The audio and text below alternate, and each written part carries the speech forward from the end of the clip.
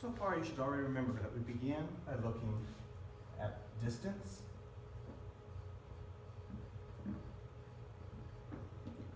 and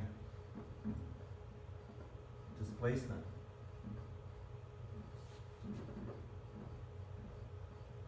The difference being, with displacement, we have to have a direction. Oftentimes, we will use these things as if they are equivalent, but they're not. Keep that in mind at all times. Recently, we have also added time. And within that, we created a distance time graph. How does the distance change over a period of time?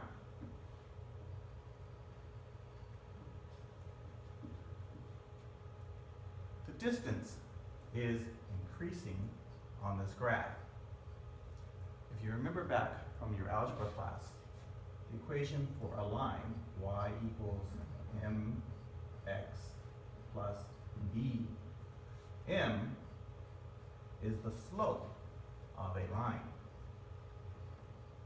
the rise over the run. On this line, the slope is not changing.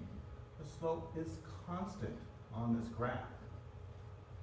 That tells us that the amount of distance gained for every unit of time is the same. We also know then that the slope will be found by the distance divided by time, the rise divided by the run.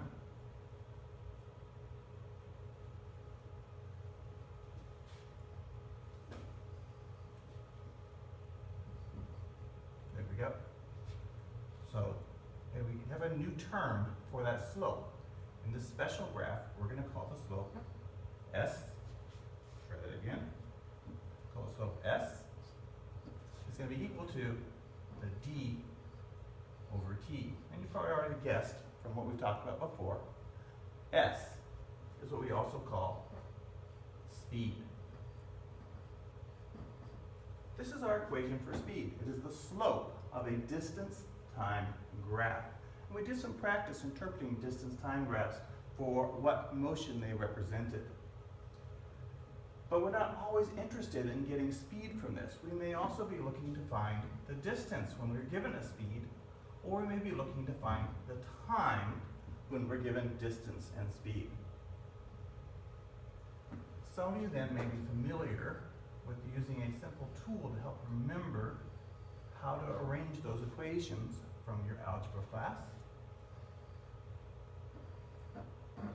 We use a triangle to represent those variables.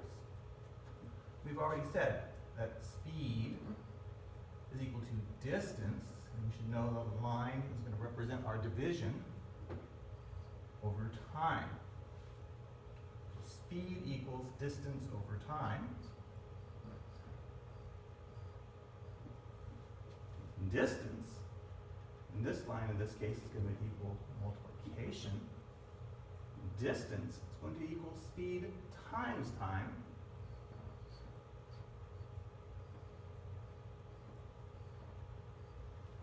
And what's left? Time. We have not discussed time. Time is going to equal speed times distance. Excuse me, speed divided by distance.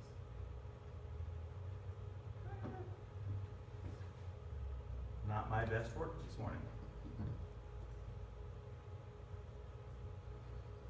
There we go.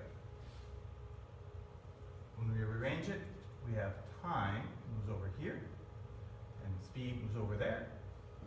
Distance over the speed. All of these are important in many applications in businesses when they need to know where something is going, how fast it's going to get there, or if you're just planning your family trip. So when we have that graph of the distance and the time, we can get that speed by looking at that slope.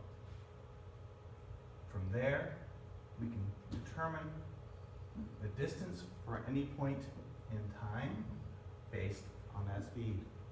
Today you're going to get some practice with that, so I hope you get a little bit of review.